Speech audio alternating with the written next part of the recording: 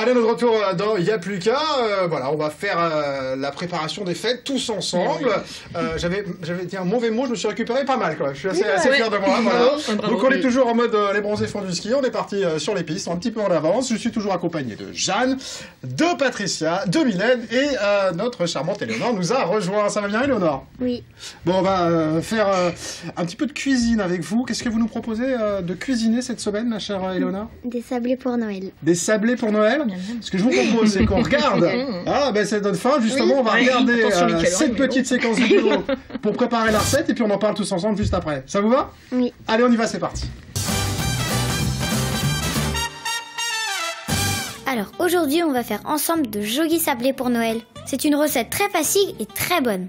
Pour faire ces sablés, on a besoin de 120 g de sucre, 120 g de beurre mou coupé en morceaux, environ 250 à 300 g de farine, un œuf, 2 pincées de sel, et du cacao, de la cannelle et de la vanille pour parfumer les sablés. On aura besoin d'un saladier, d'un rouleau à pâtisserie et d'un emporte-pièce. Il faut commencer par casser l'œuf dans le saladier, le battre légèrement et ajouter le sucre. On ajoute ensuite 250 g de farine et on mélange grossièrement. Enfin, on peut mettre le beurre ramolli et mélanger avec ses mains.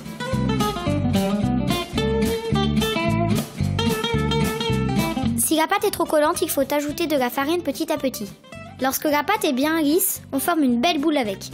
On peut mettre le parfum qu'on veut pour donner plus de goût au sablé.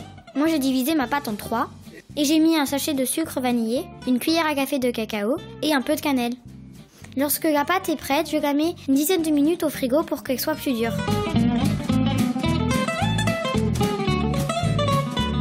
Maintenant, il faut préchauffer le four à 180 degrés. Pour faire les sablés, on farine légèrement le plan de travail.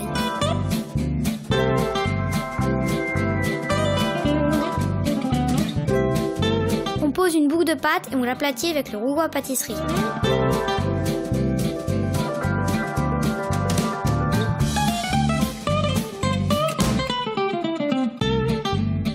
Maintenant, il n'y a plus qu'à découper les sablés avec les emporte-pièces et à les poser sur la plaque du four.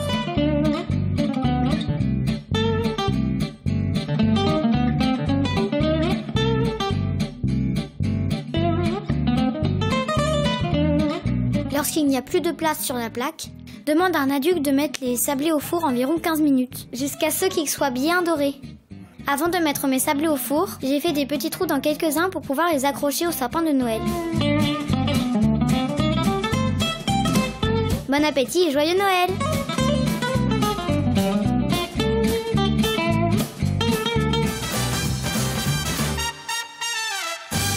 Ça donne faim tout ça. Je remercie Clémence qui a réalisé cette chronique avec Éléonore. Est-ce que c'est bon, Éléonore?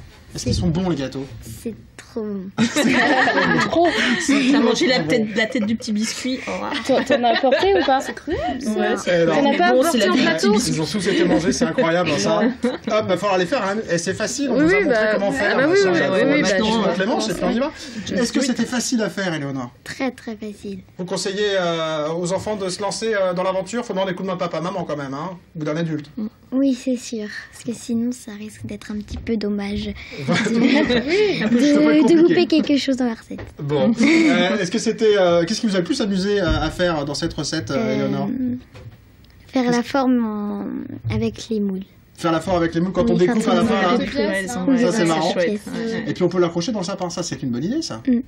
Et on le laisse dans le sapin et le jour de Noël, on peut le manger. C'est pour le Papa Noël. Ça, c'est une très bonne idée. Bon, bah, merci, Éléonore, de nous avoir donné cette bonne idée pour préparer Noël en famille.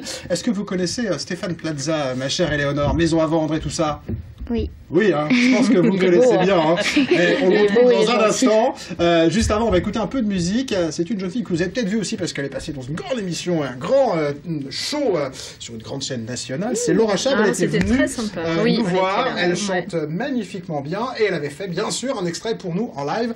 C'est Laura Chab et juste après, Stéphane Plaza.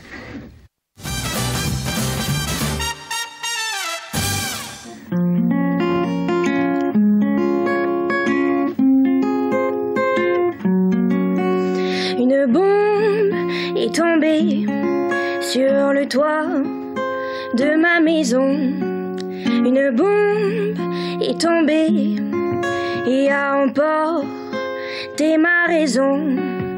Un 5 février, où la neige recouvrait la route, un dimanche enneigé, où la peine couvrait la honte.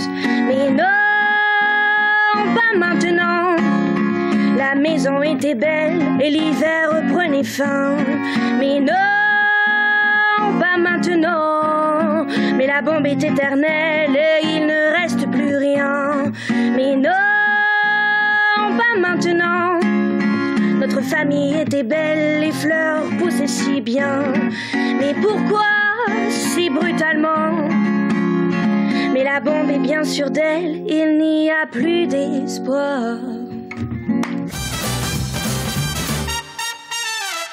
La très talentueuse et très sympathique Laura Chab, vous étiez là, elle est extrêmement sympathique. Ça fait toujours plaisir. Le talent plus la sympathie. Et même hors plateau, parce que souvent c'est important de le souligner. Voilà. On aura parlé d'autres des gens qui sont chiants. Hein. Non mais c'est ce qu'on dit quand même. Mais non, pas du tout. Pas du tout. Je souligne, mais tous nos invités sont. Oui, non, pas tous. Mais en tout cas, Laura était extrêmement sympathique. Un autre qui était très sympathique, c'est Stéphane Plaza, l'animateur que bien sûr vous connaissez. Il est sur M6. Il est aussi évidemment, ils font des maisons, hein, c'est aussi c'est vraiment son métier, mais il est aussi comédien et il était au Mans cette semaine, mercredi dernier, et j'ai eu la chance de l'attraper juste avant sa représentation, et je vous propose qu'on découvre ensemble cet entretien exclusif, rien que pour vous, pour LMTV et pour Il y a plus qu'à. On revient bien sûr juste après avec d'autres chroniques. À tout de suite.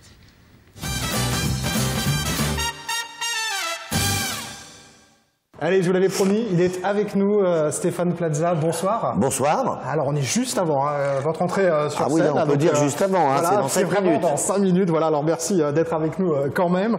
Alors, évidemment, on vous connaît comme animateur de télévision, comme agent immobilier.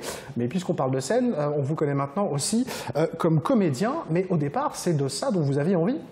C'était ma grande passion, c'était mon premier amour. J'ai fait du théâtre il y a longtemps, j'en ai fait pendant 7 ans, voilà, avant d'arriver à M6. Mais je travaillais déjà en tant qu'agent immobilier. En fait, c'était ma passion, mon libératoire, c'est ce qui me faisait un peu rêver.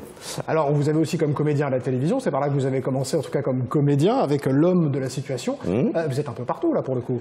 Un petit peu, pour l'instant, ça marche bien, ça marche bien. Il y a l'épisode 2 et le 3 qui vont peut-être sortir un jour. En tout cas, ils l'ont en boîte, hein, mais donc un jour, ils vont les diffuser. Bon, peut-être au début 2015, on sait jamais, là. Sans doute, je sais pas, je pense que mon grand patron de chaîne les garde pour lui, mais je pense qu'il va offrir un cadeau quand même un jour. Donc voilà, il va les donner. Très bons, c'est pour ça. C'est pour ça qu'il les garde pour lui pour l'instant.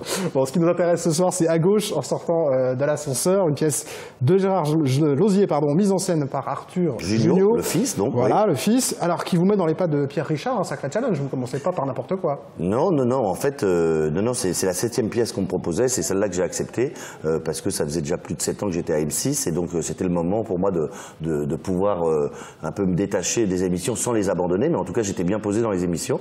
Maintenant, voilà, j'ai pas regardé le film de Pierre Richard parce que c'est un grand acteur et un immense acteur. Mais je voulais faire le rôle d'Emmanuel Béard et Arthur n'a pas voulu. Bizarrement. Je ne sais pas pourquoi. Est-ce que vous pouvez nous donner un petit peu le pitch de cette pièce? Le pitch, c'est un peintre un petit peu à la mode qui a un rendez-vous avec une femme mariée, très mariée, et donc qui l'a invité dans ce petit rendez-vous galant. Mais hélas, ça va pas se passer comme prévu. Il va y avoir la voisine très encombrante qui va arriver en petite tenue puisqu'elle perd ses clés, le mari jaloux, le mari de la femme mariée, d'autres personnages qui vont arriver. On va se retrouver 9 sur scène et rien va se passer comme prévu. Et un sacré bordel au final. On peut le dire, un sacré bordel au final. Ce que je vous propose, c'est qu'on regarde quelques images juste ensemble. Ça, c'est un briquet qu'un ami m'a rapporté de New York pour me faire une blague. L'imitation est presque parfaite, mais on voit bien que c'est pas tout à fait ça. Si vous appuyez sur la gâchette, la culasse se relève et c'est un allume-cigarette, regardez.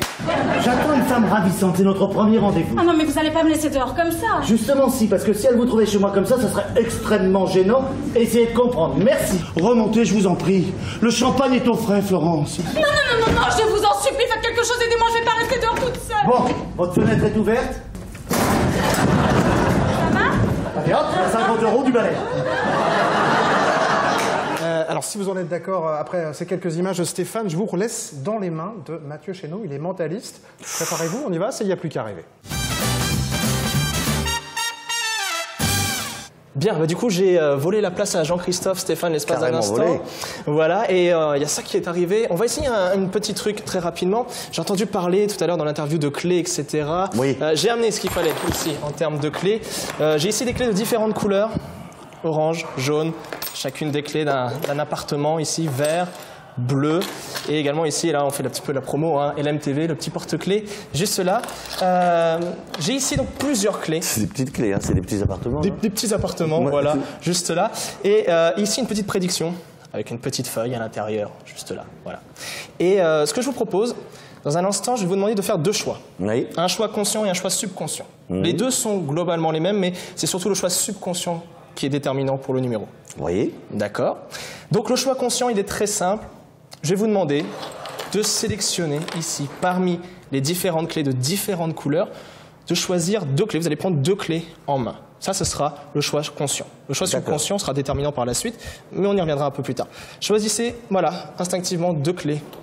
Ici, les vertes et les oranges, c'est ça? Oui. C'est votre choix conscient? Ah, bah bien sûr. On change pas? Non, jamais. Très bien. Celle-ci, hop là. Je les jette, on n'en a plus besoin. Il nous en reste trois ici. La clé LMTV, la bleue, la jaune. Et attention, maintenant, c'est le choix subconscient. C'est celui-ci qui est très important maintenant. Et je vais vous demander de sélectionner deux clés, de prendre deux clés en main maintenant. Ces deux-là, gardez ces deux-là en main juste ici. Vous en allez mettre une dans chacune de vos mains, une main gauche, une main droite. Et c'est maintenant que ça devient déterminant. Le choix subconscient est là. Vous allez me donner dans un instant une clé. Alors, si on peut montrer juste à la caméra celle que vous avez en main. Ici, vous avez donc la bleue et la LMTV. Et vous allez me donner dans un instant, vous allez garder une clé plus précisément. D'accord. En main. La bleue ou l'autre. Je vous laisse maintenant le choix de la clé que vous allez garder en main. Vous la gardez en main, celle que vous souhaitez, et vous me donnez l'autre.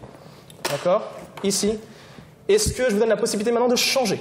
Non, je ne change pas. Vous gardez la clé bleue en main? Je garde la bleue. Pas de changement, vous êtes sûr? Dernier mot? Dernier mot. 1, 2, 3. Ok, très bien. Vous avez la clé bleue, montrez-la bien. Ici, et encore une fois, je n'ai pas changé, la prédiction est restée toujours sur table ici. Et vous auriez pu jusqu'au dernier moment changer. J'ai essayé de vous inciter. Et ici, il y avait une seule chose marquée. À la fin de cette expérience, vous aurez, vous, Stéphane, vous aurez la clé bleue en main. Alors, est-ce que c'est le fruit du hasard? Est-ce qu'il s'est passé quelque chose entre nous? Il s'est passé un truc entre nous, j'ai l'impression. Ou alors, est-ce que peut-être l'influence depuis le départ s'est réalisée? Je sais pas. En tout cas, vous m'avez promis aussi une prime de mon employeur. Je vais lui demander dès demain pour voir s'il l'accepte. Voilà, alors on verra ça après en détail. Hein. En antenne, je vous expliquerai les modalités. Très bien. En tout cas, je vous remercie. Merci beaucoup de votre participation. Et puis tout de suite, je relaisse la place à Jean-Christophe. Merci Mathieu. Sans transition, si on parle un petit peu de télé, parce que c'est quand même encore évidemment quelque chose qui vous occupe beaucoup. Vous avez fait quelques modifications dans vos deux émissions phares. Vous essayez de leur donner un nouveau souffle, de nouvelles idées? En tout cas, on essaie d'être au goût du jour et donc aussi de se motiver, d'apporter des choses nouvelles. En tout cas, de les tenter, de les essayer. Pour l'instant, ça fonctionne bien. Ça fait 8 ans pour la première et 6 ans pour la deuxième. Donc, on a une nouvelle déco aussi depuis 1 an. Donc, voilà, on essaye toujours d'améliorer, bien sûr. Par petites touches, en tout cas. Oui, on regarde ce qui marche pas, on essaye en tout cas, on tente. Bon. D'un autre côté, du côté business, en 2015, vous allez lancer des agences immobilières à votre nom avec un objectif de 250 points de vente dans un peu plus de 5 ans. Encore un sacré challenge là, Stéphane Plaza? Non, c'est le moment, l'immobilier, j'y crois toujours, c'est ma seule passion. J'ai toujours dit que je pouvais arrêter la télé mais pas l'immobilier. Donc en tout cas, je peaufine et je vais arriver en 2015 avec une marque à mon nom, oui. J'allais vous demander justement, parce que vous êtes à la télé, au théâtre, agent immobilier. Vous êtes quoi au final? Est-ce qu'il y a besoin de vous mettre d'ailleurs dans une case? Je suis un épicurien qui aime l'immobilier. Un épicurien qui aime l'immobilier. À la télé, hier soir, puisque notre émission est diffusée le vendredi, mon cher Stéphane, même si on enregistre tout ça, c'est compliqué. Non, c'est jeudi. Mais voilà, ça passera vendredi. Jeudi. Voilà, et nous, c'est jeudi, donc c'était hier pour les gens qui nous regardent. Qu'est-ce que je sais vraiment? Ça aussi, c'est une nouvelle émission, enfin, c'est le 4e numéro.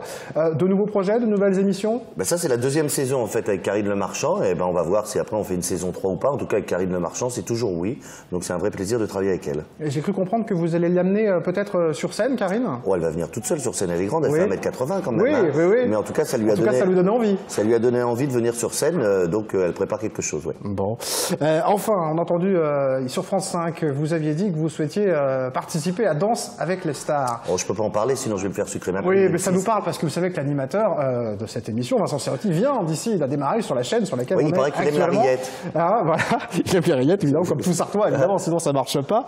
Non, mais vous voulez vraiment ajouter danseur à la liste de toutes vos compétences, Stéphane? Non, c'est pas comme ça que ça s'est passé. On m'a demandé quel programme j'aimais, etc. J'ai dit que j'aimais bien cette émission. C'est pas parce que j'appartiens à une autre chaîne que je peux pas regarder. Mais ça vous aurait vraiment plu, en tout cas. Je suis danseur. Vous êtes danseur. Vous allez le voir ce soir. Bon, bah, c'est impeccable. Merci en tout cas, Stéphane Plaza, d'avoir pris un moment avec nous. Et puis on rappelle donc cette pièce qui est en tournée à gauche en sortant de l'ascenseur. Et à partir du 23 janvier à Paris, au Bouffe Parisien. Et bien voilà, c'est rendez-vous pris. On se retrouve dans un instant, nous bien sûr, pour la suite de Y'a plus qu'à.